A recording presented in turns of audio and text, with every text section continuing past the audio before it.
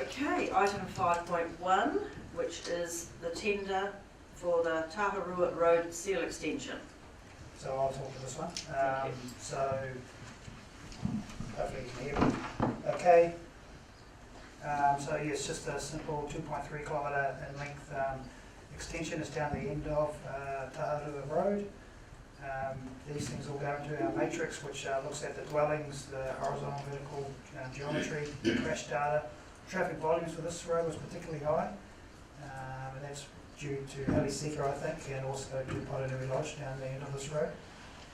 And they looked at the amount of maintenance we have done on any particular road. So through that matrix, this road comes out the highest, and we've been able to tender and got some pretty good prices. And you'll see the recommended tender prices beneath the engineer's estimate, which is we haven't been doing too well on those, but this one we've got it about right. So happy to take any questions. Sorry, Madam Chair. Does that take up all the resale budget? Because this is sale extension, isn't it? So this is a seal extension, and Yeah. So there's a budget set aside for. yeah, I'm not sure of that, but I think this takes at least half of that. It's 400,000 is the I thought it was resale. about 480. So that's the only extension seal will do this financial year. There's a little bit left, but yes, this is predominantly, yes. Kevin, any further questions or discussion? Just very quick one, Madam Chair. In regards to that particular piece of road, I was out at that Poronui the other day with the extra rain, because the ford was created on the road and it took the side of the road out and they were repairing it. Is that a cost, is that part of our job to keep that road up to scratch, or is it part of the Poronui? I'm unsure where exactly you're talking about, but if it's, Going through the farmland before you get to that lodge. yeah, I haven't been up to the lodge, sorry. So, but if it's beyond, pretty much this is near the end of where we look after. So is it beyond this? Because the question was asked of me as the council, where did our boundary finish, and I couldn't tell them. We can get back to you with that detail. If you just, line on that. Okay, cheers. It's good to know that. Thank you. Any further discussion? A mover for the item, please. Thank you, Councillor Rankin and Councillor King. Thank you. All those in favour? Aye. Anyone against? Carried. Item 5.2, adoption of the 2016-17 annual report. We have Jay. Welcome. And Jeanette and Clarence. Welcome.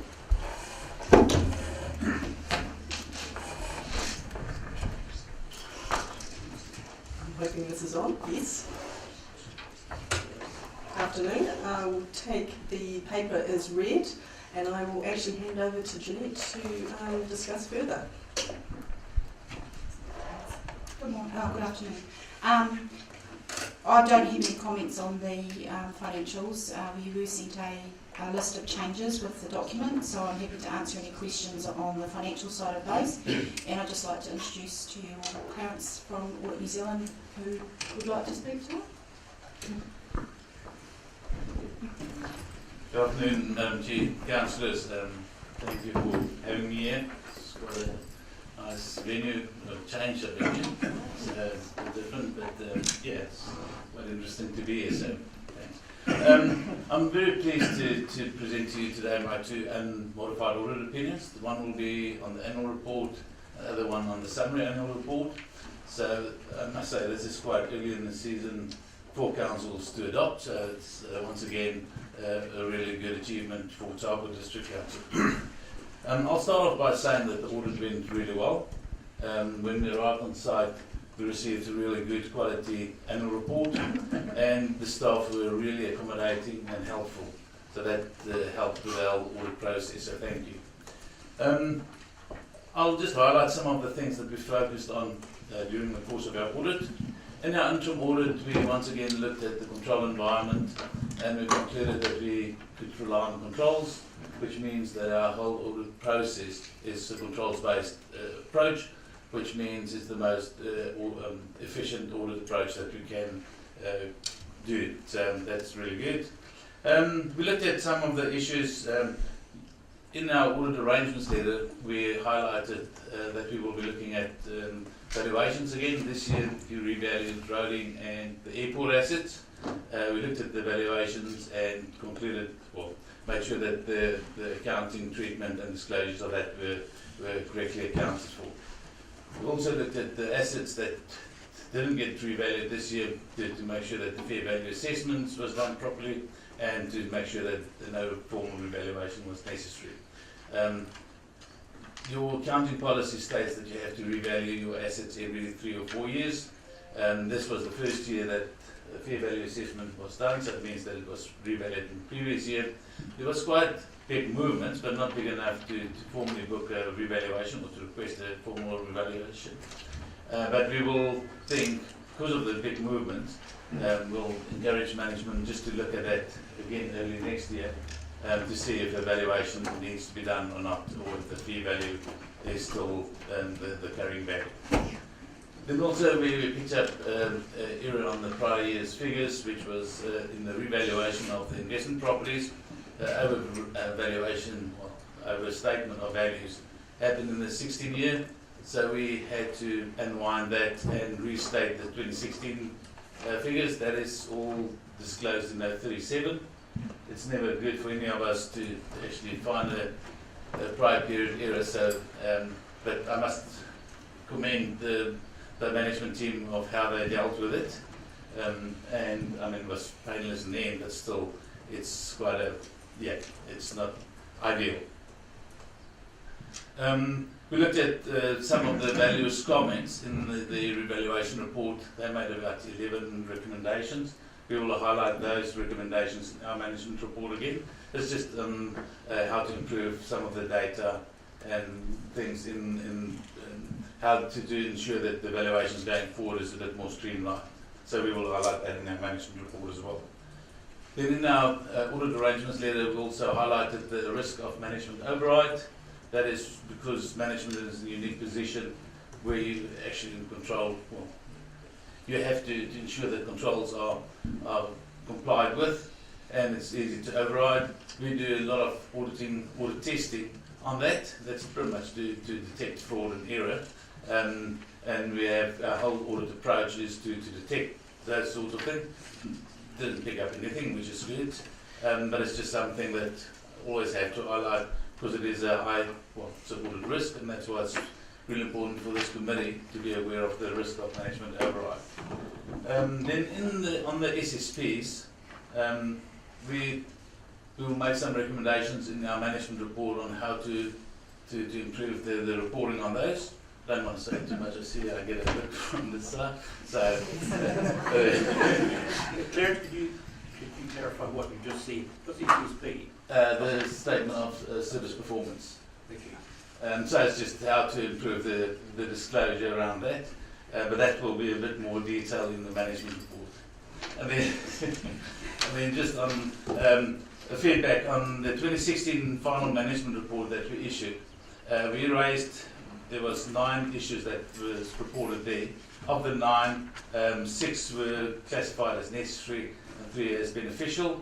Of the 6 that was classified as necessary, 4 has been cleared and 1 is in progress.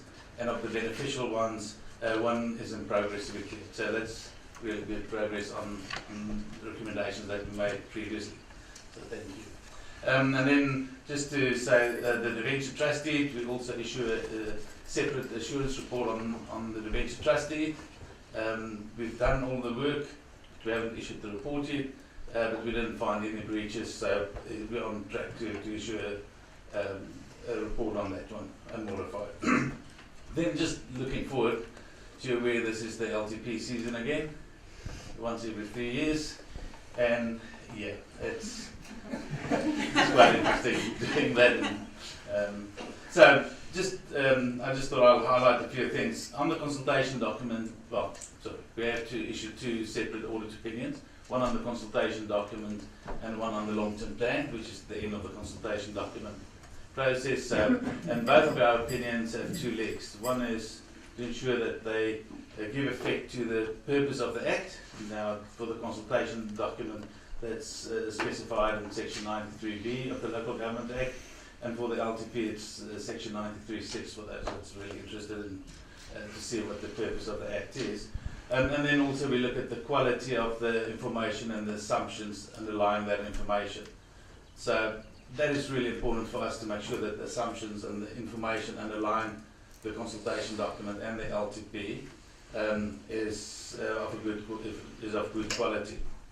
So when we do our work on the underlying information, we don't look at the consultation document and the LTP separately.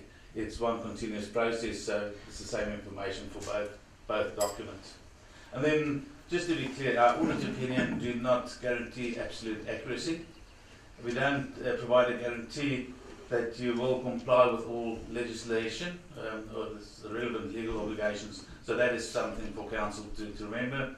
And then we don't express opinion on any of the policies or content of the policies. And lastly, we don't give an opinion on whether the forecast will be met or not. We look at sustainability and that sort of thing, but we don't provide any guarantees. And then just on the consultation document itself, the Act emphasises the discretion of Council to decide what is appropriate to include, but you have to consider your significance engagement policy when you decide what to include in your consultation document. And then the last topic, which I touched on with management override, is just the fraud is always a key focus from an audit perspective. Although our audit approach is not necessarily there to detect fraud, it's something that we always keep in mind. It's also important for this committee to Council to remember that the control environment is your responsibility. So it's good to think of the controls that you have in place to mitigate the risk against fraud, and at times to really think about the mitigations, and then also look at the controls. Then just in conclusion, I would really like to thank everybody that was involved in this year's audit, Alan and Jeanette and Neil. I don't know where Neil is, she's not here in his absence. But thanks for everybody and to make sure that this audit went well. Thank you. Thank you, Clarence. Very well explained. Any questions of the team? That's it. Clarence, it's lovely to see you again. I just had a couple of quick questions, and I guess it's probably the first one's probably to Gareth too. The management report, when do we cite that as a council? Back through to audit and risk. 100% sure on that. End of October, I think. 30th, I think it's 30th of October. Cool. Okay, thank you. The second question was for you, Clarence. You noted in the management report there were 9, so 6 of them necessary, 5 of them, 3 of them beneficial, excuse my maths. Of the 6 that were necessary, 5 have 4 were done, 1's tracking, 1 has not obviously. What was that 1? Can you remember? Is it significant or is it? It's necessary, it's not significant. So the main thing for us is to look at the progress. I mean, at times it's certain things either needs more time, or we'll have to go back to revisit when we do the interim audit again to really report on that, to see if there's... I'll keep an eye out for it when we get the management report. And the last one was just, in your professional opinion, what are the implications or the consequences we as governance need to think about with the valuation shift? Because obviously we're going to revisit that next year, but what are some of the things we should be watching out for or thinking about?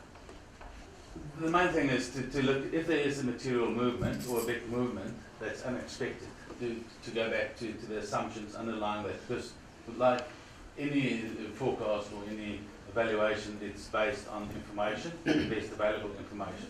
So if there's assumptions in that, if you look at evaluations of underground assets, you don't have good asset information, there's a lot of assumptions going into that.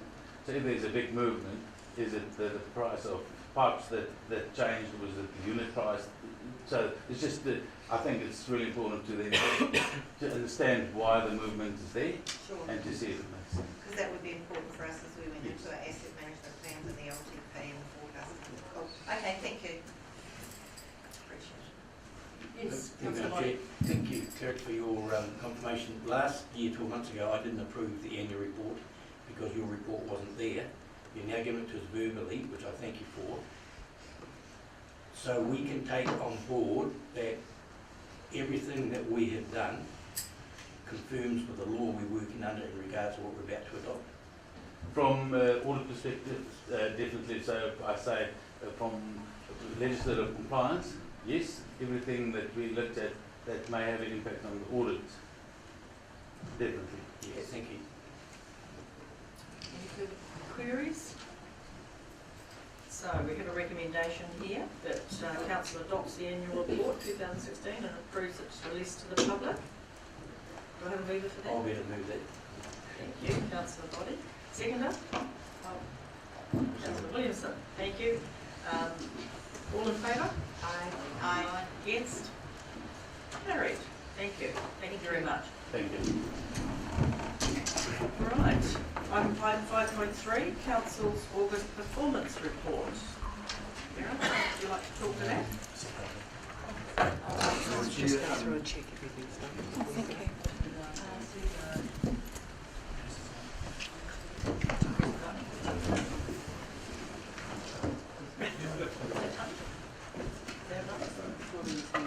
That is on. That is on. Let's go. So after all that, I'm going to say I'm not going to speak for too long, but we took longer to get the microphone than anything else. But personally, I've been on leave, obviously, for 3 weeks of this report, so a fair bit of the time. So I will very much leave it to the SLG team to go through page by page of the performance measures. However, I will say that, like normal, we've achieved or achieving a vast majority of those measures, and any exceptions the team will be able to talk you through. The big thing internally though with the staff organisation, obviously over the last couple of months, has been the relocation of our office-based staff out of the Lake Terrace office. Happy to say we're now complete in terms of that process, and I can't understate what an undertaking that's been. I think when an organisation of 120 odd people have been in a building since the late 60s, probably in the current form. I think it's fair to say that you acquire a whole lot of things in places that you didn't know existed, and it's only when you go to leave that you realise how hard that is. So the team have done an amazing job, and particularly as a core moving team of staff, including IT and project managers who worked, I think, every weekend for about 6 weeks in a row to enable that move to go smoothly, which it has done. We are getting some minor, it's fair to say that most of the staff, all the staff are very happy with their new surroundings, and I think they realise just how nice it is to be in a modern open plan environment. Probably the only slight negative is obviously we have had some feedback from members of the community around impact on car parking, which we knew what was going to happen, so we're just trying to manage and monitor that as we go. And the last part of that move is your bit, which is the council chambers. So obviously we're here this month. It's our desire to have you into that new chamber for the next council meeting, the October meeting. We are in the supplier's hands in that regard, because we are obviously investing in things like the sound system, which may take some time. So hopefully we'll be in by that meeting. If not, it definitely will be the workshops following on that month. So that's all I really want to say, and I'll say put it to the team to walk us through the report. Okay. Through the chair, I'll start. First of all, I'd like to acknowledge the work that Jeanette and her team have done. When you think that it was only on Friday that we ended up getting our final clear audit report, yet her and her team have pulled together the first cut of financials as at the end of August. So they're not perfect. All I can say is that the surplus above budget at 0.9 per mil, if we end up for the year around that figure, we'll be happy. So don't expect just because after 2 months that's where we are that you can multiply it by 6. It just doesn't work that way. If we move to the next page, you'll see that with August being a rates month, we've had an inflow of funds. So our net borrowing position is down at 22 million. That again is just a timing aspect, because with the inflow, and when you think about the fact that we get 60 odd million a year in rates, and it's 15 million, you might as well say flowed in up to August. But the capital program is only really kicking off for the year, so you can see where the capital expenditure is at a fairly low level at this stage. Most of the increases in the revenue area, the expenses have been kept pretty much under control for those 2 months. We've had in activity in resource and building consent areas, and we have had a very good 2 months as far as investment income is concerned, but once again you can't multiply that by 6, especially with after the election. So I'll pass over to Kevin or John. Just while we're on that, but Chair, I raised this with Alan, Mr. Manhattan. I had a ratepayer come to me wanting to pay his rates in full, and it's something we don't do. Is it something that we may wish to look at in the future? We do accept it, but he wanted a discount. Yes, that's not the question that was asked. Well, you're right though. I mean, is it beneficial if it's 1% or 0.5%? The way we do it, is that the right way to be doing our rating? Should we be doing it monthly? Should we be doing it quarterly? Is it worth in the long-term plan having the discussion? That's the reason I raised it. In the long-term plan, we can have a discussion as to whether we'll give a discount for 100% up front. Whatever. Thank you. And spreading it out. Community Right, citizens. thank you. Can you everyone hear me using the microphone? Just really nothing much to add to the CE's report, other than to say I'm reminded by the presence of Warwick and Tony this morning, the police, about our funding from central government for the civil offence program, the Youth and Civil Offence YES program, and how collaboratively that works for us in the past and how successful it's been, and it's good to see that funding being attracted again to us. So really business as usual, but some positive things in the community going to do in terms of funding and collaboration with central government and other agencies. Right, I'll go through the water. Just while you're on community services, please, Chair. There was a noise complaint. Is that a new one, and who was the commercial operator?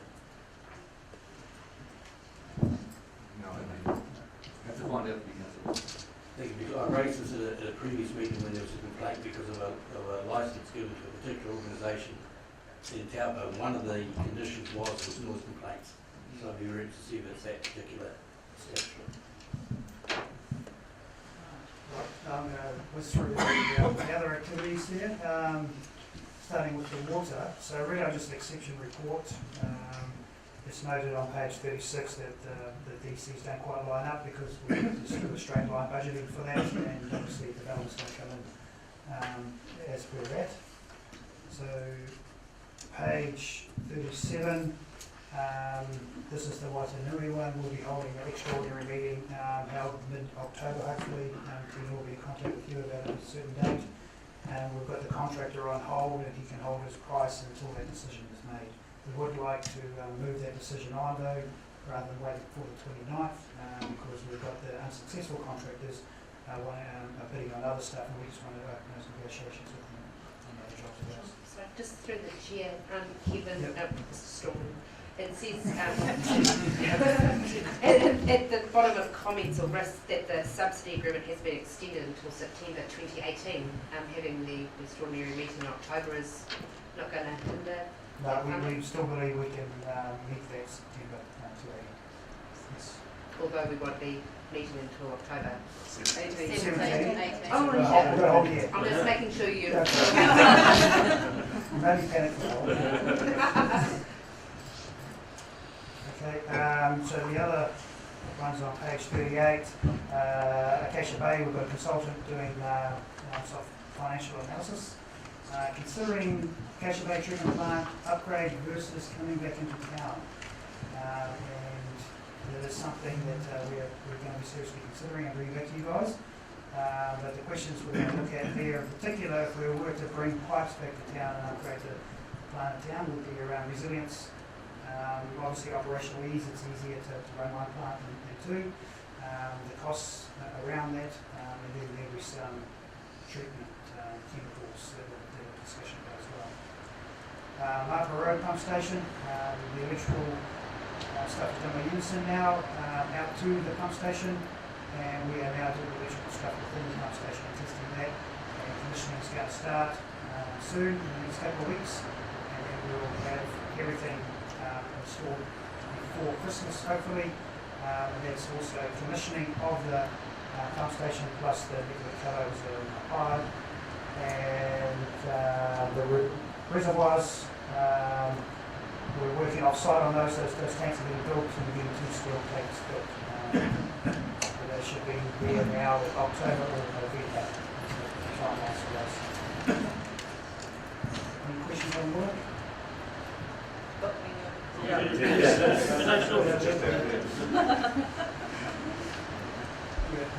Transport really is only one that I'll comment on. This is the Whetiwaka Rambo Point, and the 10 document is near completion, and we're going to go out to tender in October for this work. Given that I've mentioned on transporters, council are aware we're getting a few phone calls about speed limits in various places. So Kinloch, that Rambo Point, Whetiwaka area, and also Acacia Bay are the 3 that have come to me. We did have a review of the speed bylaw scheduled to commence at the end of this year, and that had been waiting for NZTA to put out their new rules, which has happened. So the team is doing a bit of work at the moment to see what the quickest period of time is that we could get that bylaw review in place. Because the community wants some change. To just add to that, I think it was over 18 months ago that Mr. Lewis did the report on Acacia Bay. We did get the speed sign shifted. I think it was 30 metres further one way, which really hasn't solved the problem. So as soon as we can get it. Yeah, that's hopefully will. Good to see it's coming. Okay, community facilities. So Before we go, sorry, once again. If we go back to transport, I notice here there's a comment in regards to the progress and the northern outlet in the Taupo CBD. I believe there's a meeting tomorrow with the chamber people somewhere over that particular issue with the contract or something. Did you all get a notice of that? I'm wondering why they're having a meeting where we as councillors haven't been briefed up to date. Did anyone shoot some light on that? So you have been briefed, and that we had the workshop with you some months ago when we talked through what that piece of work was that EG Traffic Design Group are doing. This is a workshop with Townsend Motoko and the Taupo Chamber of Commerce so the consultant can hear their views on their concerns. So what comes from that, what comes from the other discussions that they're having with other key stakeholders, NZTA and other people, staff and their own technical review, Traffic Design Group will put together into a package for you to then consider as a decision maker. Thank you. I think the Deputy Mayor is go.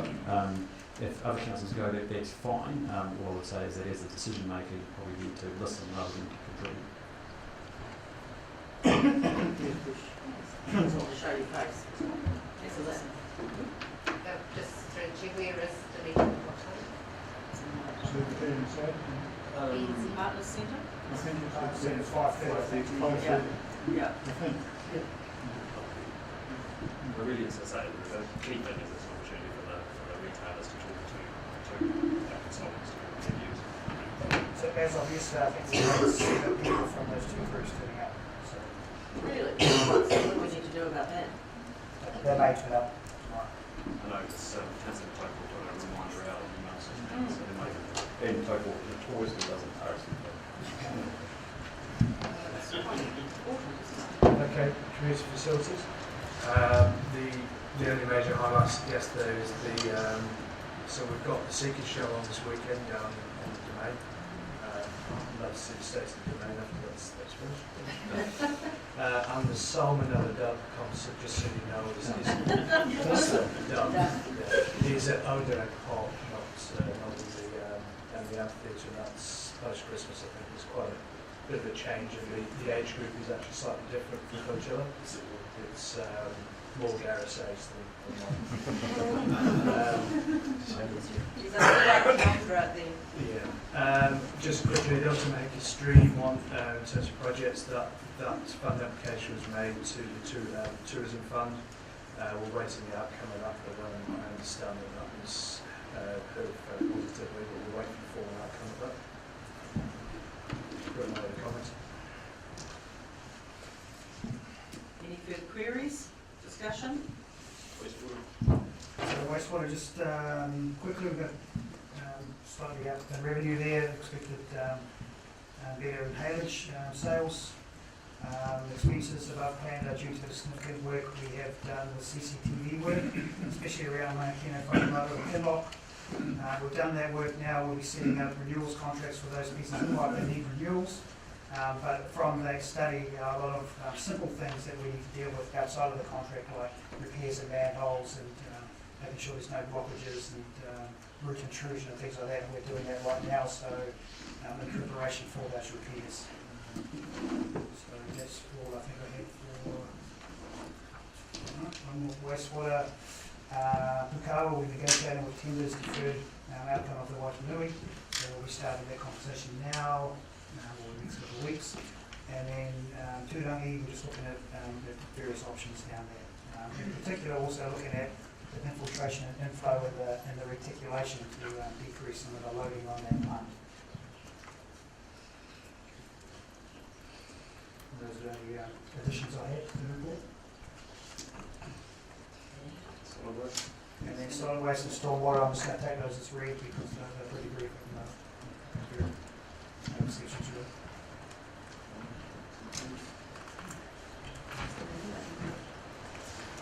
Okay, investments, I touched on that before, the fact that we have got revenue significantly higher than planned at this stage, but based on what's happened lately, don't expect the same situation to be at the end of September. I don't think the markets will be quite as positive as they were at the end of August, but it's a roller coaster. But we're still looking good.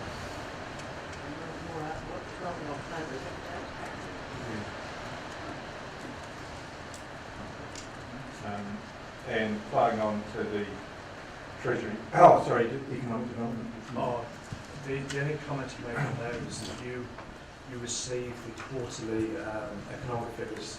We've changed provider on that, so if you're comparing past papers, you might see a little change in some of the figures, but actually it's pretty amazing reading in terms of how the economy's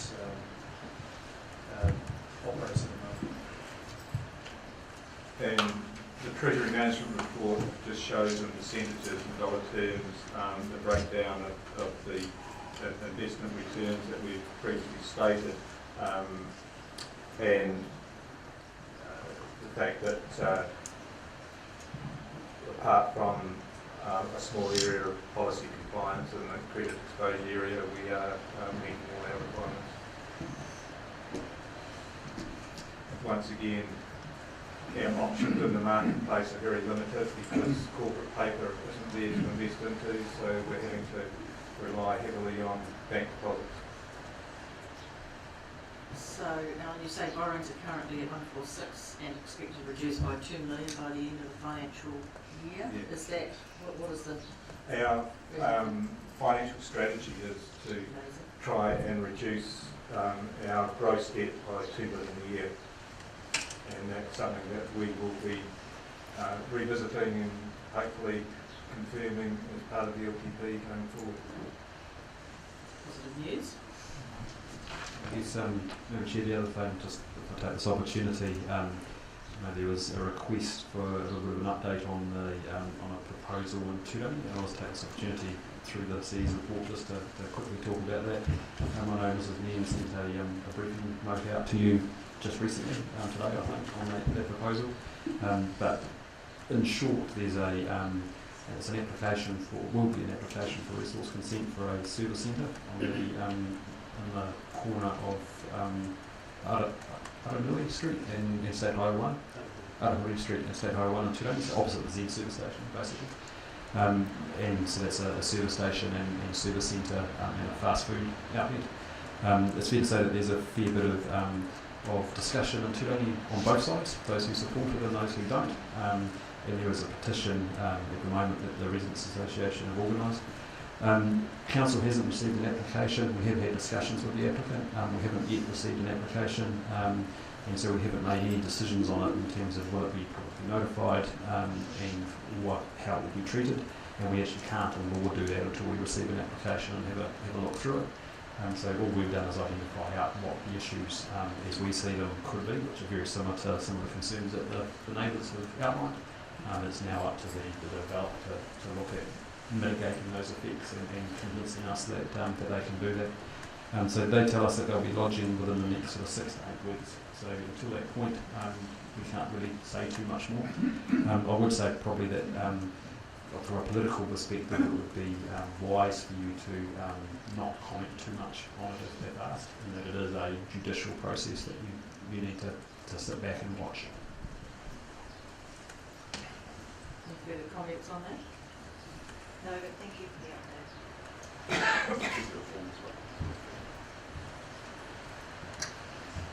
All right. Any further comments or queries or discussion on this item? Sorry, thank you. I'd just like to congratulate Gareth and the team. I have the privilege of going into the new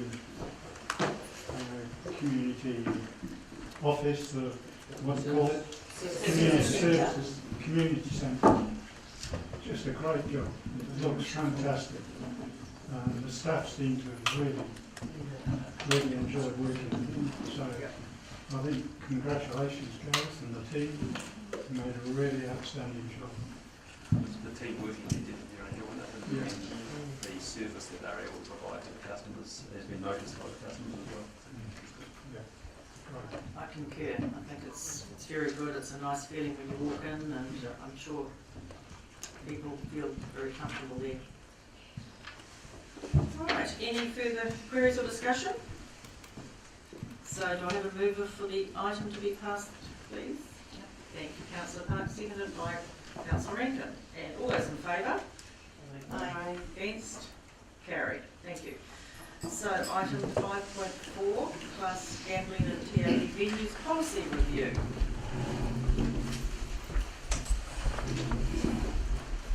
Hello Hilary, good afternoon. Good afternoon. Thank you.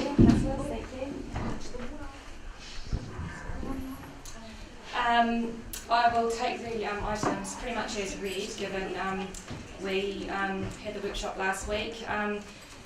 They do, the one thing I just will mention is they do link through from each other just in terms of the hearing and deliberation process. So the second item on the Easter Sunday shop trading has the recommendations in there about the ad hoc committee. So they would be a joint committee to do together. And we have scheduled it at this stage the 21st of November for that process, just so that you can consider that in terms of who might be sitting on that committee. So otherwise happy to take any questions. Thank you. Any questions?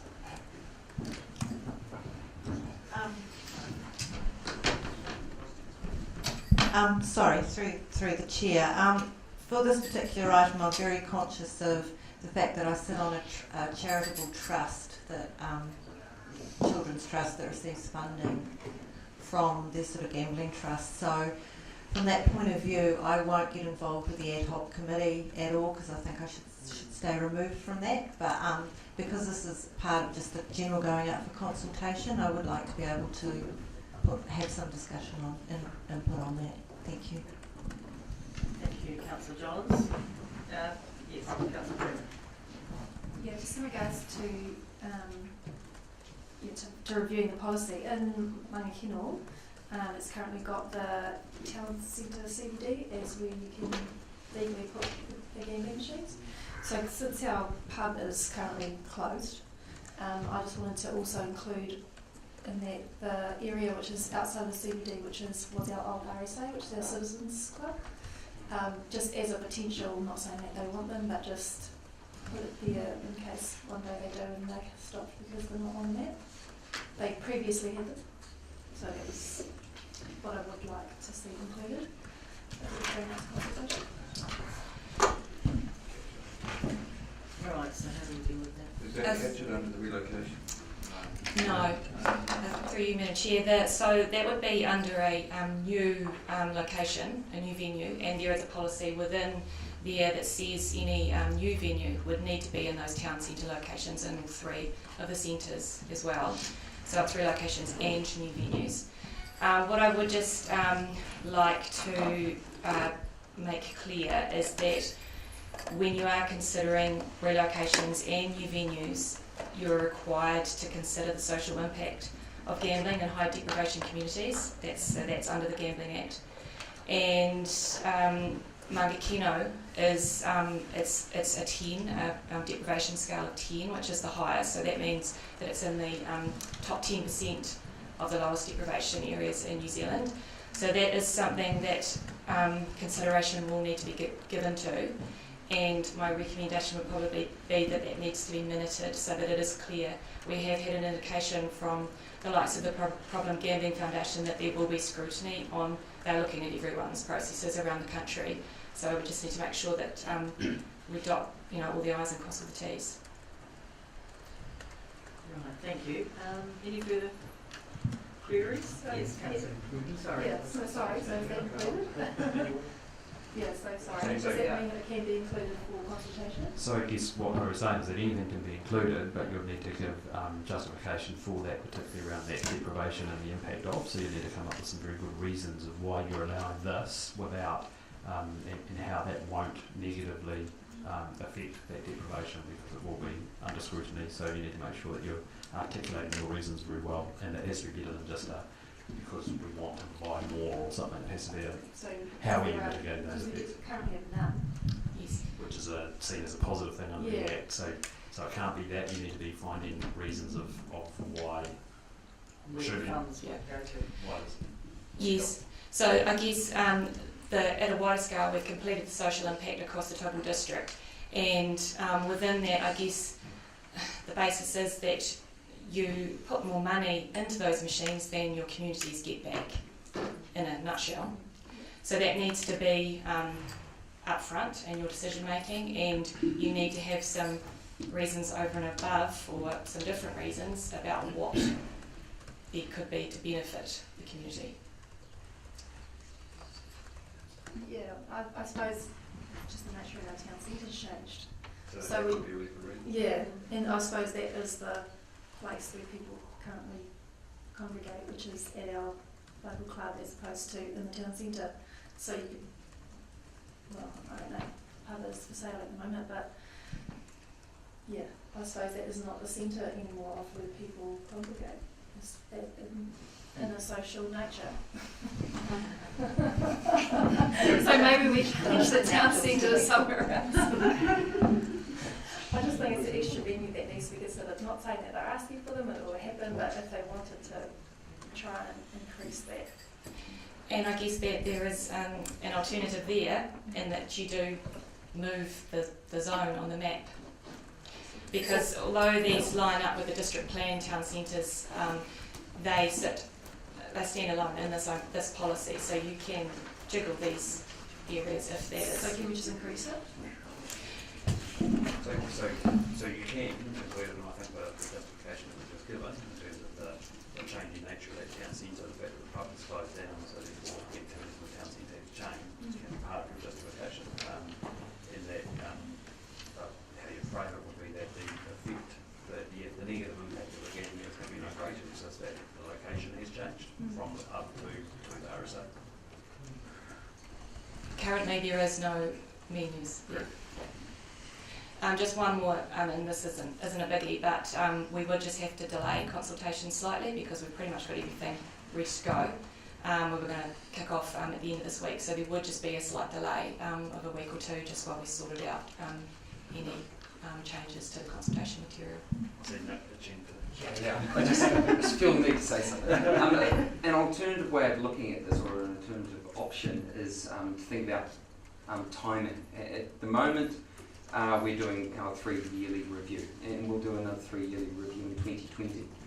If the RSA gets to a point in between now and 2020 where they decide that they actually want to have some machines, you have the opportunity to review the policy at that point to enable that to happen. What I'm hearing at the moment is you're looking to amend the draft policy on the basis that something might possibly happen at some point in the future. From a timing perspective, you may want to think about that opportunity to review it as and when it's actually required. And in actual fact, although we're required to review it every 3 years, we could review it earlier if wanted to. But then is it true that say if they want to do it next year, that's going to be extra cost to council to review it ahead of the 3 year lead year? So Correct. would we not just wait 2 weeks and put the consultation out? Would it make a lot more sense to include it, and then it's just an option going forward? You can. I guess we can. We can do a Yes. review, which is your Yes. decision. I guess as officers, we're saying that we're cautioning you and struggling in terms of that justification in line with the Act, and we don't want to get to a place where we were in things like the Freedom Camping Act that we make changes and then find that we can't justify them. So we're just cautioning you in terms of our ability to be able to justify that change.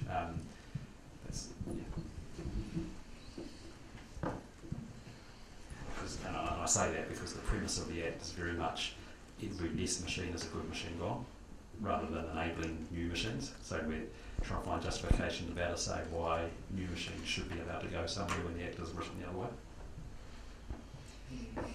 So we go through the various options. I just had one point of clarity. Hillary, just on the map, just for touring, I know you were able to include the number of machines in the for the, what do we call those, operators, or who has them. So I know that it's from a town centre perspective, but two of those entities being the RSA and Chatterhubs don't even sit inside that book. Yes. So how do we capture that? Yeah, so they're existing basically under their existing licences, and we can't do anything really much about the existing licences. We can only really get involved when they come in either for a relocation or for a new venue completely. Thank you. This is jokes, just coming back to that main keynote issue, Mr. Jokes, just remind me that the other option is that RSA or anybody put a submission in the process to, yes. To enable that to be further looked at, because as part of that they'll provide justification along with the lines of what we've been talking about. So that could be another opportunity.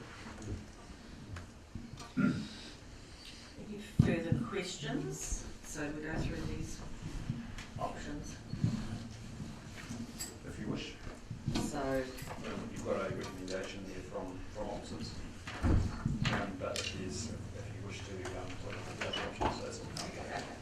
If you wish to debate or discuss it. we did talk about the reducing of the... I can clarify that if you like.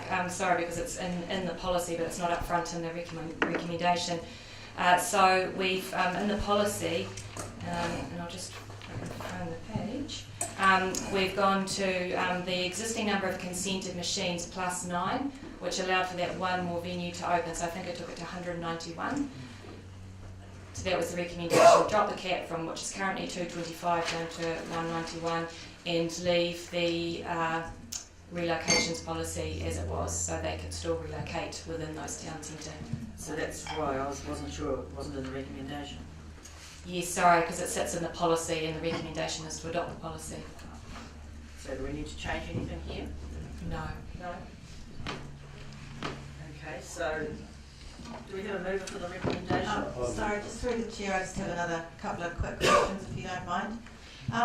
Hillary, what will the consultation look like? Because this is quite confusing because there's a cap, we're not using it all. If people agree to the existing cap, we're actually agreeing to more gaming machines potentially.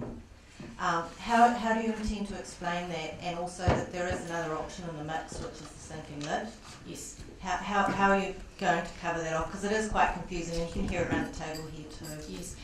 So the primary, piece of information that we put out for consultation is the statement of proposal, and we've done quite a lot of work on that, working with the comms team, and tried to make that, rather than at the moment you've got the words as an attachment, we've made that into an actual publication. And that sets out all the options that are available, and will also include obviously the current or the policy that is recommended if that gets adopted today. Also the way the submission form is set out, it will give the option, if you can walk through what those different options are. Oh, that's good to hear, because I think people need to understand the whole picture. Yes. Thank you. Yes, So just a very small point, just on page 72, the spelling. Just Tom King raised that point about Tongariro Chatter Club. The spelling in the table, it's all sort of anonymous thing.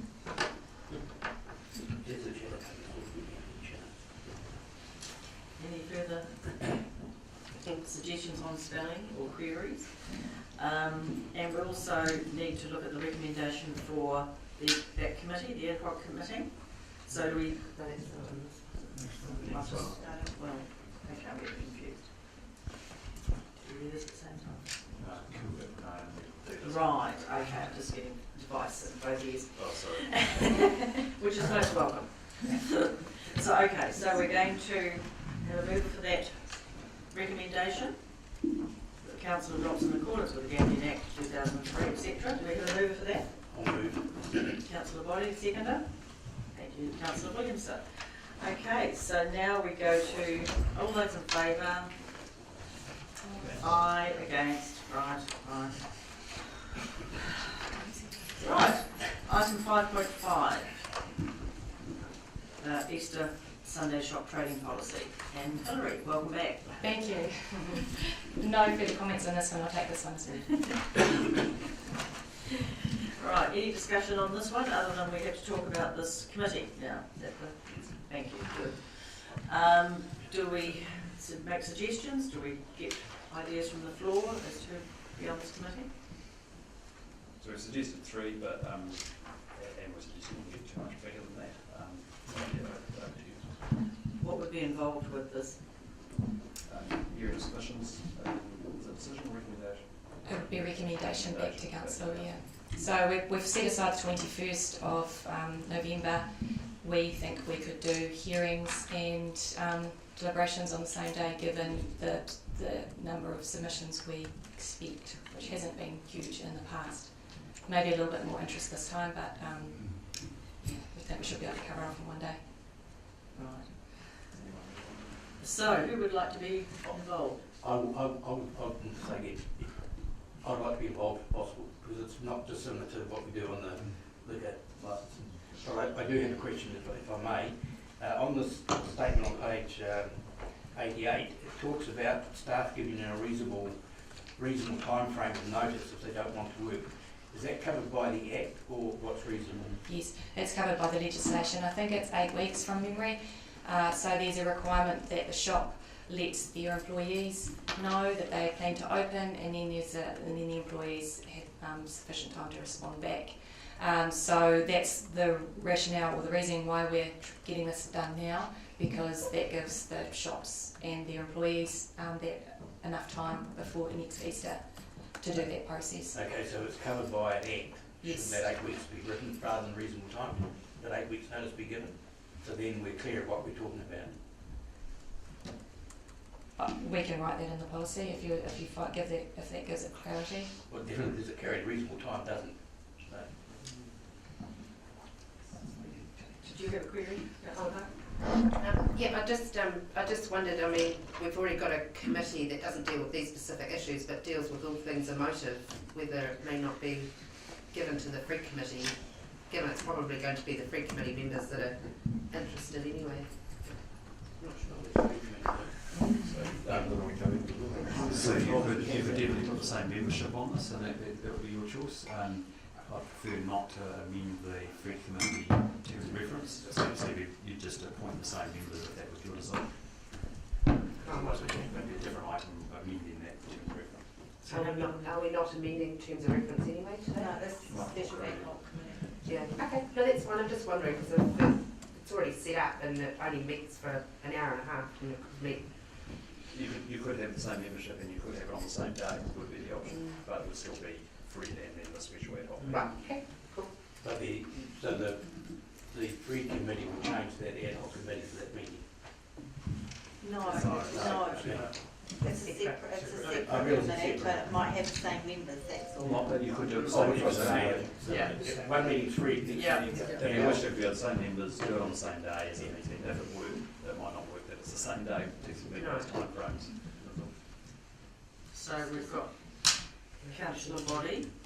Who else would like to be on this committee? Who, do you want to read? Going on that logic would be, I'm quite happy to, if there's no, if you need to make up the three, I'm happy to, but Councillor- otherwise I'd leave it to Councillor other councillors. this is you. I will be away on the 21st. Not good enough, Barry. Already.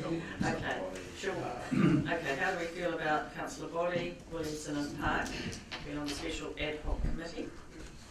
Are we comfortable with that? Right, No one's so, nothing to know. do I have a mover for that recommendation? I will. Thank you, councillor Rankin and councillor Hickling, thank you. All those in favour? Aye. Against? Motion carried. Right, item 5.6, thank you. Flood, please, flood hazard plan. Thank you, Nick, welcome. Good afternoon. I'm filling in for Sue today. She sends her apologies. She's rather unwell, despite the fact this is quite a momentous day for her. So she sends her apologies, and I'll try and fill the gap. I'll take the report as being read, if that's okay, and I've just got a few comments I want to make. Essentially, sitting before you is the Section 32 report. This is a requirement of legislation under the Resource Management Act. It essentially sets out the story of how and why we've developed the plan change. What you will have seen is there's a lot of technical planning jargon in there. It's essentially not a report that's necessarily written for the layperson. It's generally written for the lawyers and the planning consultants who are going to try and undermine our process. Please, because I don't understand it. Yes, and ultimately the court is Gareth says. The actual plan change itself, so the words which we're going to put into the district plan, is sitting in Appendix 8, starting on page 75 of the actual document itself. But also coupled with that are the planning maps, and you will have seen through the various workshops we've held over a number of years those red, orange and yellow flood maps which show the spatial extent and also the data we had around the depth of water. So it's all one integrated package. This is going to be a very important report, as I say. It's going to come under some significant scrutiny as we go through the submissions, hearings and deliberations process. And it's a report we will, as officers, keep coming back to because it essentially sets out our reasoning and our justification for the decisions that have been made up to this point. That means it's really important that you understand it, or that you've read it and that you understand it. Because as I say, it becomes the bedrock on which we build everything. The report has come together over about a 9-month period. It's had a lot of draft iterations, so many so that I've lost track of how many times we've read it. What that's also meant is that we've done a lot of chopping and changing. It's been through 2 legal peer reviews, and through that constant review process, we've done a lot of taking of some stuff in the back and putting into the front and shuffling around of words. And what we've noted is there are, as a result of that, cutting and pasting exercise, there are a couple of places where we've got a few inconsistencies. In the engagement section, we've got a couple of dates where we've talked about a November and it's actually a May, or we've talked about a September and it's actually in October. So we've noted those and we will make those amendments before we finalise this. The other thing you would have noticed, there's a couple of places where there's some formatting to fix up. Once we've got this over the line with you today, hopefully we'll attend to that. But the key drive was to make sure we got the words in front of you today. The one big change I did want to note was on reviewing the document once we've pre-circulated it to you, we just noted that sections 8 and 9 probably would read better if they were switched around. So the words themselves won't change, It's simply the order, and that's about just building up a nice logical story. Assuming that you give approval for the report today to go out, we'll notify it. We expect that notification will take place somewhere around sort of 2 to 3 weeks time from now. There's quite a lot involved, particularly because we need to write directly to all of the affected landowners. So that's somewhere in the region of about 1,400 odd people who are potentially affected. Not only those who are going to find that the new flood rules affect them, but also there's about 260 people who will find that the old flood rules will no longer apply to them, and they will actually have a property that's clear of a notation in the district plan. Lastly, I just wanted to clarify that what we're looking to do from a timing perspective is double the submission period. Normally under the Act there's a 20-day submission period. That's actually quite short for people to get their heads around quite big crunchy issues. We have been talking to the community, particularly those stakeholders, for nigh on about 3 years. However, we are conscious that this is the pointy end of the process. So our recommendation is that we notify this for 2 months, so 40 working days, as opposed to the standard 20 working days. The big plus with that is it also gives us the opportunity to work with Tū Whātua to put in place a series of hui over that time, so we can reach out to those Maori landowners who have not been particularly engaged in this process today, despite the multiple opportunities. So it's another window, I guess, for them to become more engaged and more educated about where this process is heading. So I'll leave it there. Thank you, Nick. Any queries on Nick's report? Councillor Jollins, ready to go? Thank you, Madam Chair. I read it from beginning to end, Nick. Just a couple of quick questions from me. When do you expect to do the hearings, or when do you expect the hearings to happen? It's a really tricky question because it's largely driven by the number and the nature of submissions that we get. If we get swamped with 1,000 submissions, then there will be a lot of work prepping for those hearings, in which case we may well be looking at the end of 2018. To be honest, we've had very little feedback as we've gone through the multiple engagement processes to date. I think we had 63 people respond to the last time we wrote to them. And a good number of those were saying, this is the second letter we got, is something new occurred. So there was not a great deal of substance, I guess, in terms of those responses. If we get something akin to that in terms of submissions, so relatively light and relatively low numbers, I expect we'd be looking to have hearings around about the middle of 2018, if not earlier. Okay, just considering the way the wheels are spinning slowly on this one, is because it's a plan change, is there any merit in wrapping it up with the district plan work that we're doing as well, or do you see this as a separate stream? I think there are 2 reasons for pushing this forward. First of all, we're talking about flood data which affects people's property and building and investment decisions, and the sooner we create some certainty for those people, the better. The district plan review, as we talked about in the last workshop, is probably about 3 to 3.5 years from that notification point. So it's not going to be a quick process. Tied in with that is my second reason, which is around our technical data. We've had OPIS who have done the technical work and done the assessments. The longer we wait, the more out of date that technical data becomes, until it gets to a point where you need to sort of do a stock take and rerun the flood models. So to give you a feel, we had some flood modelling done around 2010-11. Due to a number of reasons, we got to 2014 and we said, look, enough time's gone by that we really need to rerun those models and check the data. If we're going to delay this to time with the district plan review, we'd be in that situation having to redo all that technical data, which would then lead to more consultation. And last question, so if council made the decision that this be a limited notification? No, this will be full notification. It's required through the RMA. Because it's plan change? Correct. Awesome. Yeah, Okay. very, very different to resource consent processes.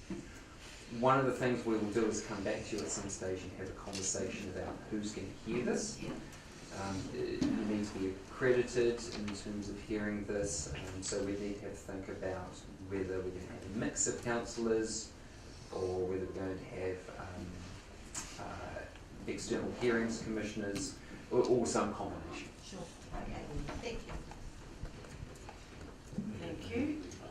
Yes, thank you, Madam Chair. I'd just like to take this opportunity to thank Nick and Hadley and Sue for keeping Councillor Williamson, myself and Councillor Stewart fully involved. I've got to admire you guys. This is a hugely complicated issue, and the way it's been handled I think has been spot on. But I do have one technical question when reading the document again. You may be able to explain, it's either 400 square metres or something, but what it states here is there's 39 residentially zoned properties with more than 4 squares, 100 square. How does that work? So the flood data is arranged on a grid of squares that are 5 metres by 5 metres. So for each square that's 5 metres by 5 metres, we've got one flooding value. So actually, that's terrible English. For that square, we know how deep the water is, and it has one single value. So on that 5 by 5 metre square, the flood water may be 900 millimetres deep. So and it's an average depth across that whole square. Now when we talk about 4, we're talking about 4 of those squares together. So that's 20 by 20 metres. Okay. Everyone understand?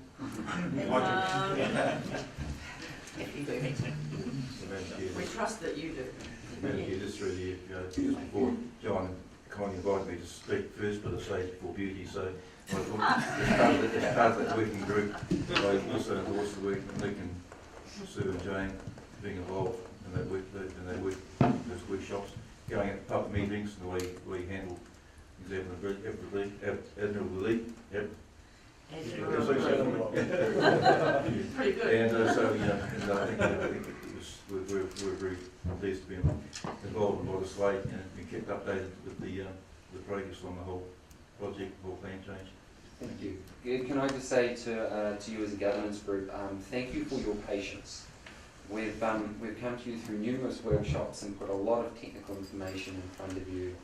But most of all, what you've allowed us to do is to take the time to do it right. And we've looked around other councils in the country who have dealt with various forms of hazard data, and a number of situations have arose where they've rushed it, where they've tried to push things through to meet their own time frames, meet their own budget requirements, and they've run into real trouble.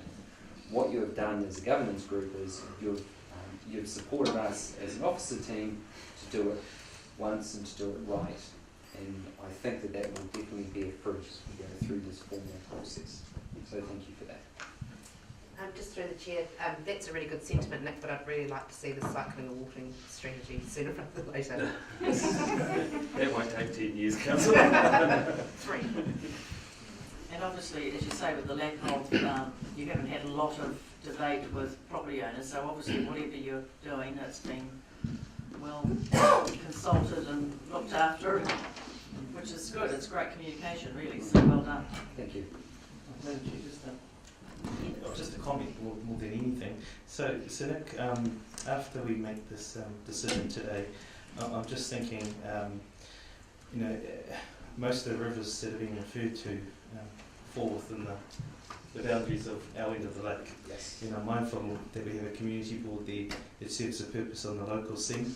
So can I expect that we'll pull them in closer as we start to walk through this pathway to keep them included?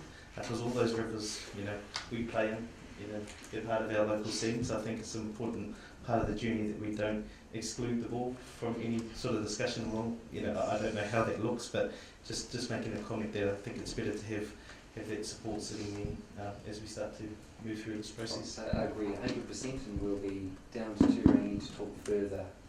And, but I'm conscious it's been a little bit of time since we've been down to the board, and there's been some change in membership, so some of this data, some of this information may well be quite new, so we'll definitely be. Any further discussion? No? So we've got the recommendation that council approves the plan change 34, but has in section 32 report. Directs the plan change to be publicly notified in accordance with Schedule 1 of the Resource Management Act 1991. Do we have a mover for that? Thank you, Williamson and Johns. Thank you.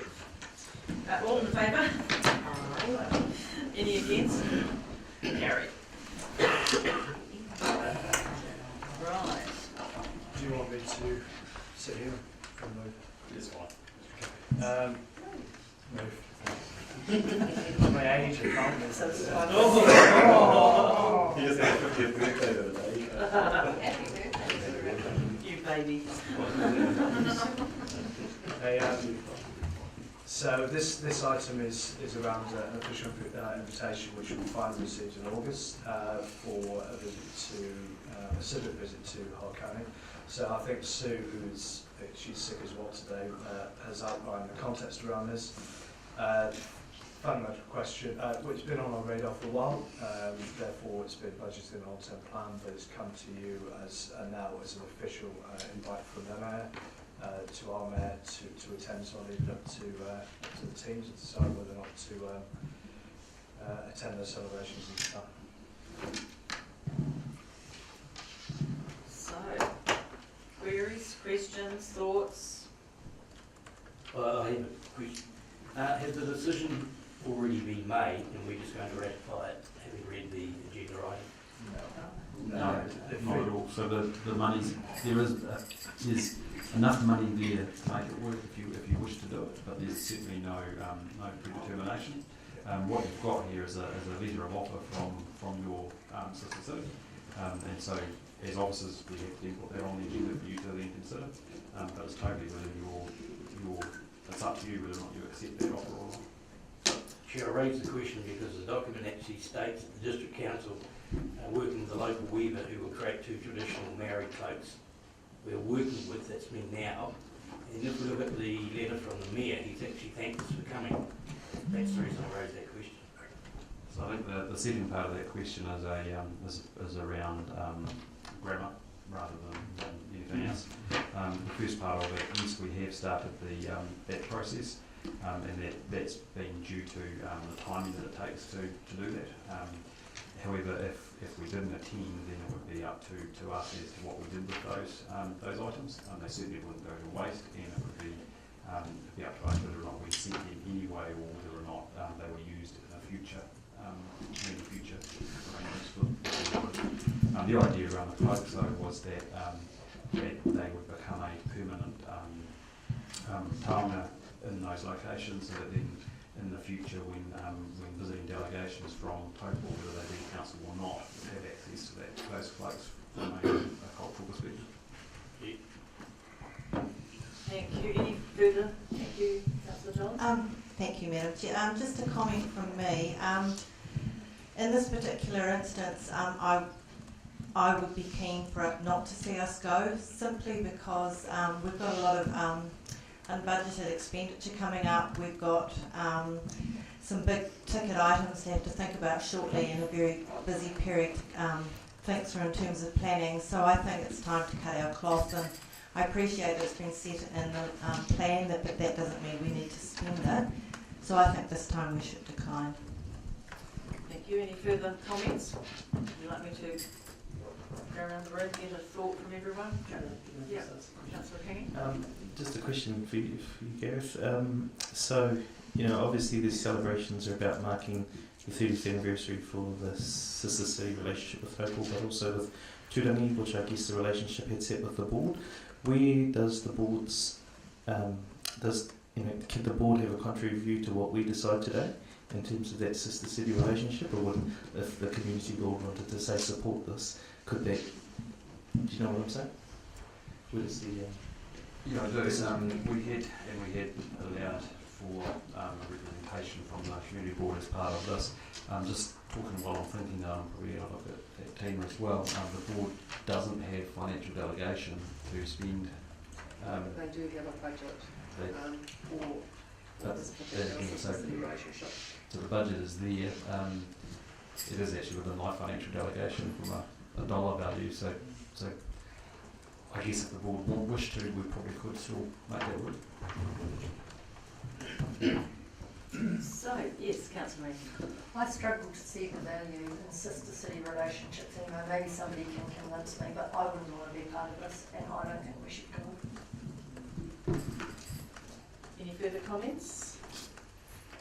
I tend to agree with my colleagues who've already spoken. I think that it's hard to, actually be sure of the value, and much as we think it would be a nice idea, but I don't think it's something that's on the need to list at the moment.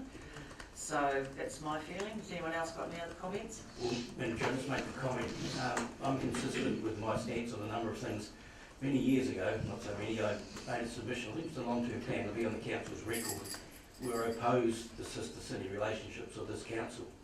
So I'm going to continue to vote along those lines, a little bit like Councillor Rankin. I struggle to see the values of these sister city arrangements, but that's just my thoughts. Just through the chair, I'm all for this sort of thing as well, but I do agree with Councillor Johns in the sense the timing's just not right, and particularly after our workshops last week with the Waitahanui water situation and whatnot, it just doesn't sit well. No, I think we're probably all of the same view. Councillor Williamson. I suppose I've got to be a bit careful of being accused of nepotism because I was signed both the agreements. On the borough. So I have a conflict of interest. I think that should be supported. I think probably the general commentary is possibly, it's probably reasonable to suggest that perhaps the time's not appropriate with other costs and other. Yeah, I'm personally happy with the sister city arrangements. You know, that's to me a good open thing. But I think the time is not right for this. Councillor Hackett. Yeah, I think we need to be perhaps careful how we turn the invitation down. I do know that in the early days of the sister city with Oconee, that I'm not sure whether it was the mayor, but he certainly donated quite considerably to the Great Lakes Centre. And his name was Mr. Sinergy. He bought a big property on Acacia Bay, and there was some students that went to Japan and worked on his golf course. There was quite a relationship between Oconee and Taupo at that particular time. So I think we need to be just mindful on how we just turn the invitation down. Can we mention any of that? So absolutely, I mean, the letter that we write back, thanking for their invite, we'll talk about the consensus discussion was around the timing not being right. And I think that's what we focus the thanks but no thanks letter around. Being very conscious that, you know, if I invite someone around for a barbecue and they say no but don't give me a reason, it may leave a sour taste in my mouth, but I understand that they can't make it. Yeah, good. So, any further discussions on this?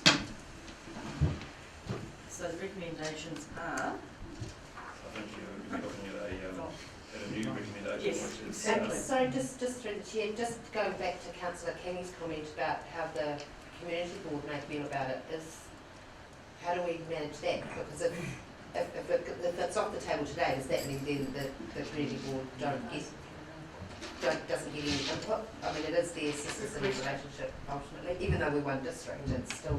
So there's two relationships. One is Hakone and one is Shiabara. The board can still make a decision about the second one. We actually haven't got, as I understand it, we've got a letter from them, Shiabara, as an invite. This is the other one, and we decided that if you were going to go on the Hakone one, it would make sense to also cover the second base at the same time. So there would need to be a letter of offer, which we haven't got for the board to consider. And I would say I don't think we've been that active in that relationship for quite a few years. It's probably Maggie Stewart's the name. Yeah, just in keeping with councillor King's, I just would not like the board to think that we've just cut them out of a decision. That's all.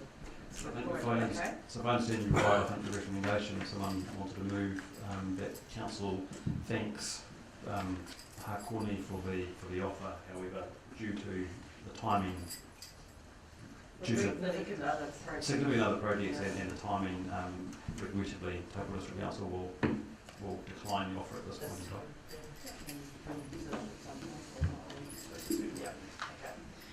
Right. Happy to move that. And do we need the wording exactly, or are you happy with that? So I've got a mover, thank you, Councillor Johns, as seconder. I will. Councillor Park, all those in favour? Aye. Those against? Carried. Right, okay, item 5.8, amendment to the Fences, Roading, Reserves and Dogs Committee Terms of Reference. Ella, welcome back, lovely to see you again. Thank you. It's good to be back. Yeah. And I keep telling everyone it feels like I'm back at a reinvigorated council. So it's quite exciting. Does everyone know?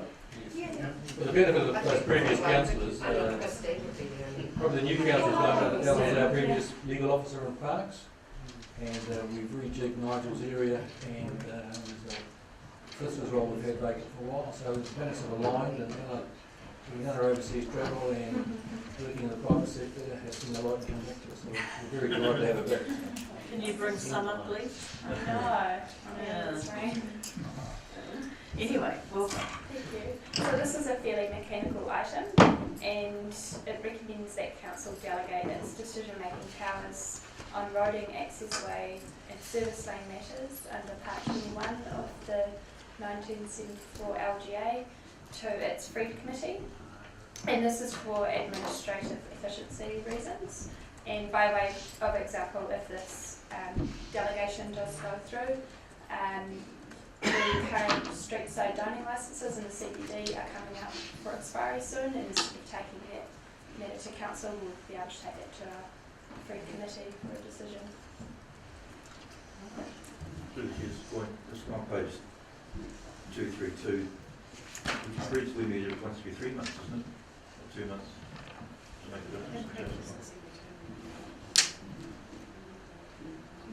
So it's been done. So I think the delegation say one thing, but they did more work, so. Oh, okay.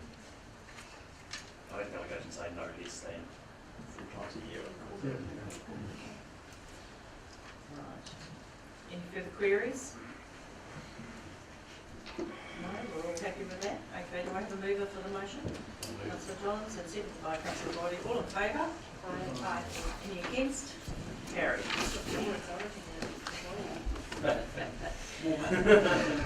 So, item 1.9, which we had some background to this morning. Or earlier this afternoon, sorry, just getting the days wrong. I think you already haven't got anything further to add to this morning. Happy to answer any questions. Questions? Queries?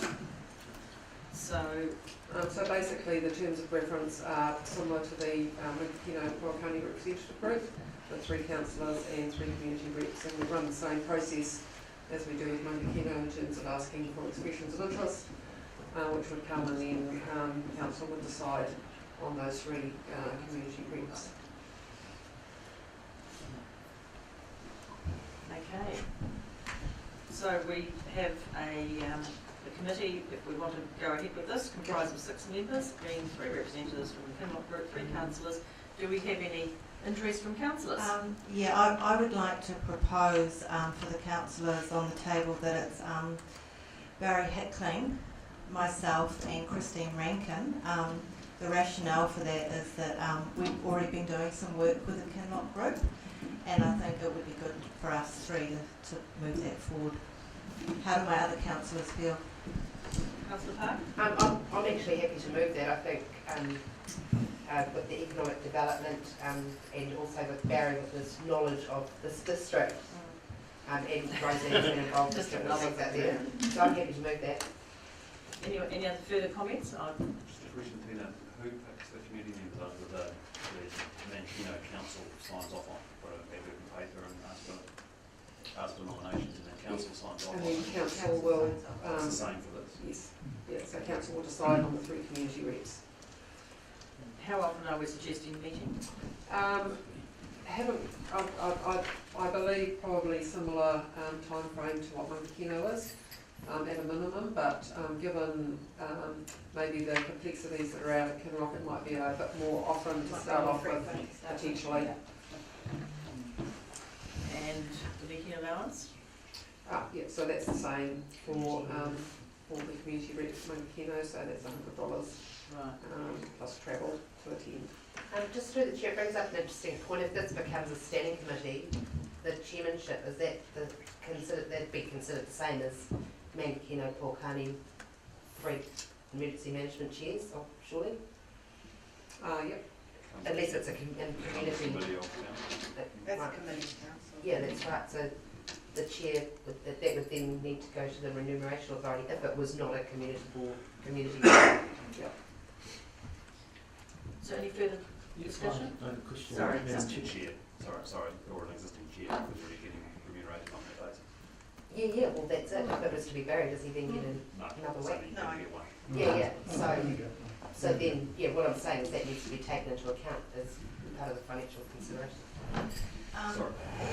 Through the chair, potentially, but those remunerations for the chair were dependent on the workload of those chairs, and I would argue that a committee of council potentially is not going to be too much more than the actual committee members as well, so it may not need to consider that, but it depends who the chair ends up being.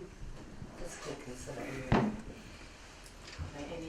Sorry, Councillor. Yeah, thank you, Madam Chair.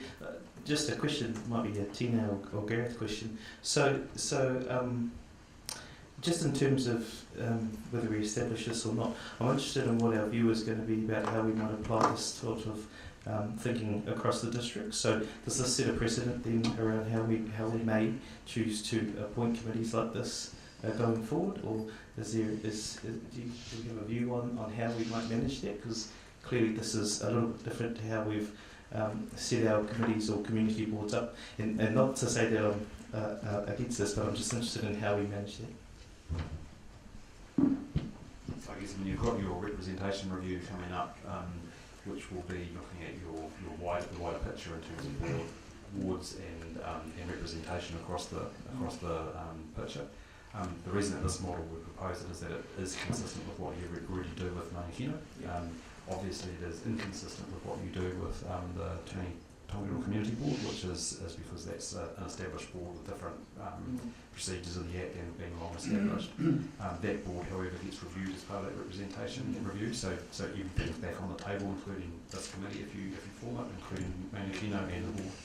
I guess the other part, the second part of my answer would be Kinloch is quite clearly a growing community, as you heard today. It is really, there is a community of interest there, quite obviously. I think there is a difference between that and any of our other communities at the current point, which is why we brought this now. You could make an argument that Kuratau is different again, as an example. However, that is covered by the community board, so they still already have that extra representation there. So yeah, there is an inconsistency, but there currently is an inconsistency between Mankino and Turani, as an example. Cool. And Tom, if it gives you any encouragement, this is a perfect time to have community committees such as this as we enter into the long-term planning phase and things, because it's another point of bringing in the information and joining people together to get feedback. So. Right, okay, that's a positive move, sorry. It does raise some issues and concerns, particularly on the representation. And I think when we do start to review that, and this is tongue-in-cheek, please, but Tato Kayongaroa is really not represented in the same way as Turani, Mankino, and now Kinloch. And I think that we When we decided to go as one district, I was really quite comfortable with dropping the Tapo Kangaroo ward. I'm beginning to think that perhaps is not, it perhaps needs reviewing. So I just pose that question. So through you, Madam Chair, don't disagree with what Councillor Hickman has said, and that's something that again you'll have to take into account as part of the representation review. But you're right, and the fundamental is you're right, is that currently, if you appoint this, then Kinloch will have a higher level of representation than what Taupo Town does, absolutely, and what Bonshaw Park or what any other of the other TKMP type communities have. So all of that will have to be taken into account in your representation review. I think there's an real argument out there in terms of our rural community at the moment, not having good representation. So again, that's all of your representation review. Those are the key fundamental questions you're going to need to ask yourself. Yeah, true. Good points. So, can I just hold that? Yes. Just with that thought in mind, is there a review then that to keep this consistent with the representation review that would make this decision after that review, rather than preempting it? I mean, we're not talking about a matter of things or. It won't come until 2019, any changes, so, and that was one of the considerations of Kinloch, was that they got this growth at the moment. This was a way of being able to form a relationship, a bit more formal structure immediately, rather than have to wait through that longer process. I don't see some real energy. And through the chair, I think after the reserve, what happened with the reserve, Kinloch Reserve, that this, we don't want that situation for again, so I think this is definitely a way forward. No. So, and Chair, effectively then any decisions or suggestions this committee makes would have to be ratified by this council. Correct. They've got no Got no decision making. Yeah, it's really consultation and communication, isn't it? It is. Which is a good thing. It's a two-way. Okay, so we have the recommendation that we create a new committee, and 3 representatives are Councillor Jollins, Hickling and Rankin. And 3 representation from the Kinloch community who paid a meeting allowance fee of $100 and travel for their attendance. So do we have a move to that? It's all passed, right, fine. No. Oh, good, okay. Seconder? Thank you. All those in favour? Aye. Anyone against? Carried. Right. Okay, so, item. So these are your engagements, got a reasonable amount on in October leading up to the long-term plan workshops, etc. There's also a couple of appointments there and attendance at the China Mayoral Forum in Wellington in December, which you might like to do first. I've just received information. We thought that we might be able to send a mayor and 2 councillors, but we're only allowed to have a mayor and one councillor.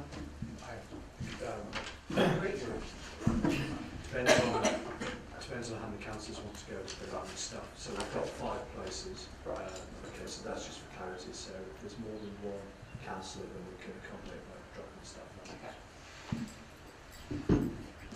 So, how do we feel about that? Any comments?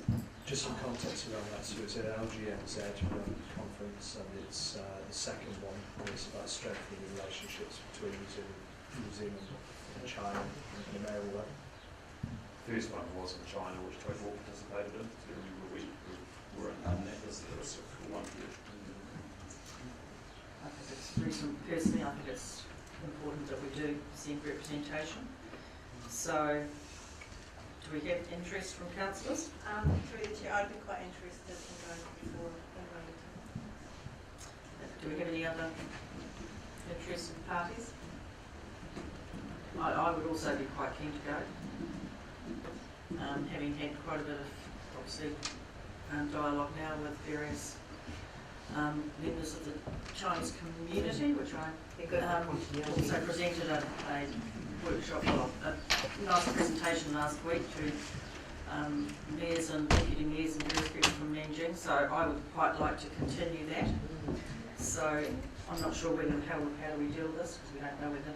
And in terms of economic development, I should. Yeah. Can I go? Because I spent 3 days in Shanghai recently. Well, I think you'll have a seat. Does that qualify me?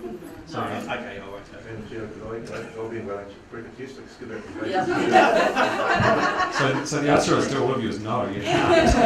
And I say that because and I say that because places are limited, we only have 5 places. As John said, we can knock it down to 2 staff. I wouldn't want to go any less than that because otherwise you won't get any advantage of this other than a nice drink, to be fair. So I think you do need to limit it to 2, 3 maximum, and it is expected that the mayor is present as well, just from another perspective.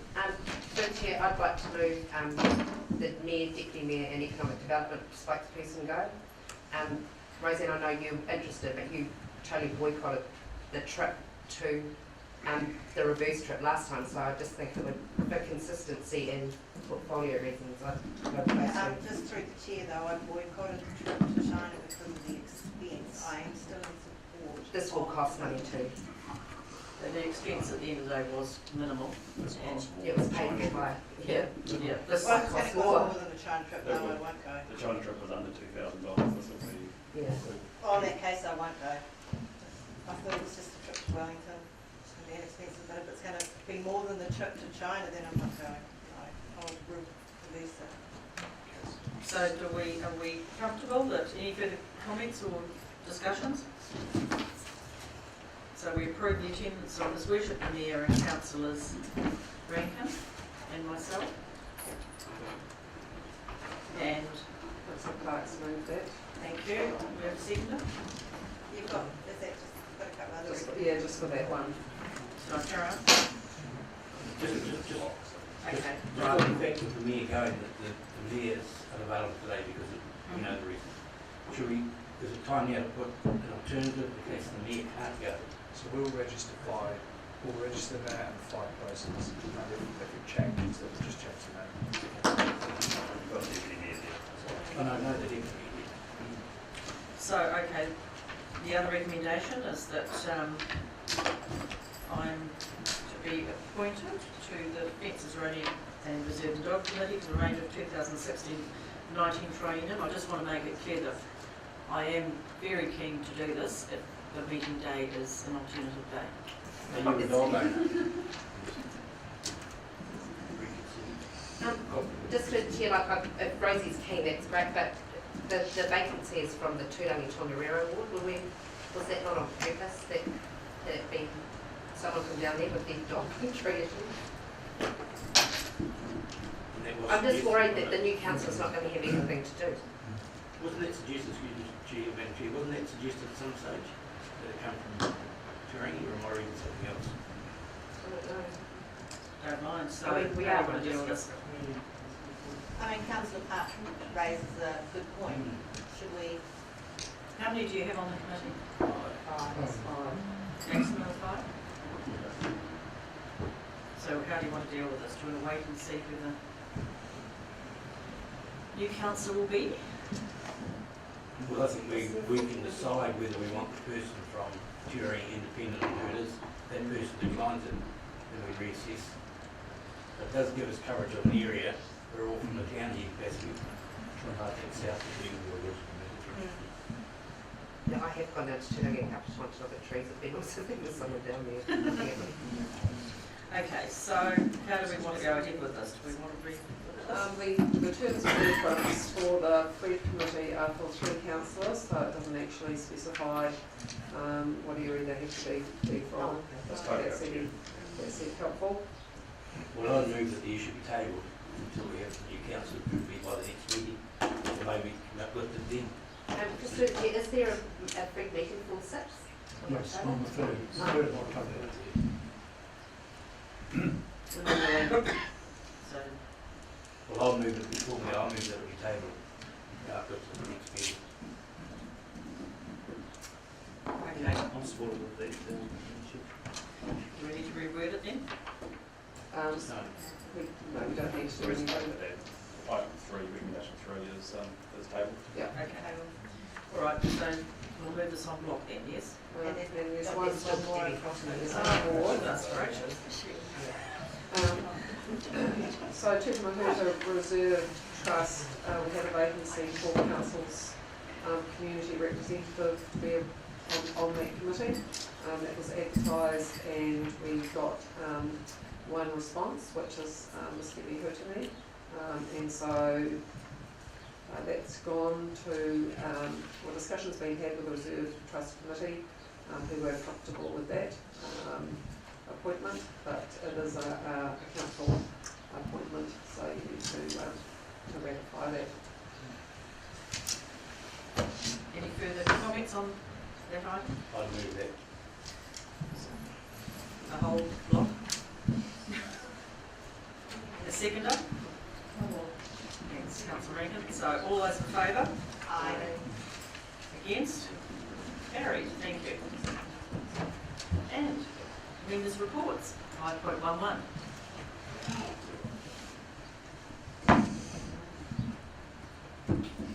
So this is the opportunity to discuss any of your portfolio areas or any other matters you would like to bring to council, and then you've got your written members' reports as well, which we can collect up or you can email through to us. I'd just like to make a query on that, or have a query, because obviously we look at the minutes and there are some members' reports in there, but there is not some. So is there a protocol on this? Are we supposed to be sending them in, handing them to you, email, but we should be all doing this? Which ones have been there? I missed last month only because I didn't get it in. There was about 5 of them. I don't book them. You don't? Okay, well, so I mean it's... People can find out if I've been to a meeting with council. Initially, these members' reports was if you attended like community things that was not an official council meeting. Now the list is just, I attended Fred meeting, I attended full council meeting, you know. I think that the benefit of these things, and my advice to you would be that you should keep it at those non-council related things. So I think your community engagement should be that. So very much I would to White Oak or I would to Warwick House or those other ones. And then I guess the verbal ones are looking at probably portfolios. I'd say limit it to anything that may be of interest to the other members. So again, I wouldn't expect you to talk about everything that you've done in your portfolio over the month, but if there's something of particular interest that you can share with the group that may be of interest, then here's how much you do that. So, I mean, I agree, but I think it's nice to see, because the community read these, don't they? So it's nice to see for them that we have attended certain things, like, I agree we don't need all the workshops and council meetings, but for instance, you know, I did host the visitors from Nanjing last week, so that to me is quite important that that's noted. The Trust Power Awards, because we're, you know, going in an evening and so on and so forth. And so I think it's in the representation review meetings that we're attending at the moment in Rotorua, we've got New Plymouth this week. I think it's good for the community to see that we are attending these things and, you know, that we're involved in the community. So I personally think we should do them, but I agree that it should be just the out of council. What do you think? Oh, sorry, we'll just waiting. So, no, sorry, I was just saying, the Ryan portfolio, Council Buildings, I attended Green Delta planting, like the Bay, I was down at some of those. Which is great. At Reed's Farm. See, that's I'm important. I sure think the that's other good. day, Reed's held with Reed Farmers, who come to it, Reserve is looking, and I believe it opens October 1st. So, And that just, you know, that's a lot of time you put in and so on. I think it's really important that we share that. That's my opinion. So, do we agree that we should do that? Yeah, it's fine. Cool. And can I just give some feedback through the chair? The new diligence platform that you guys have worked on is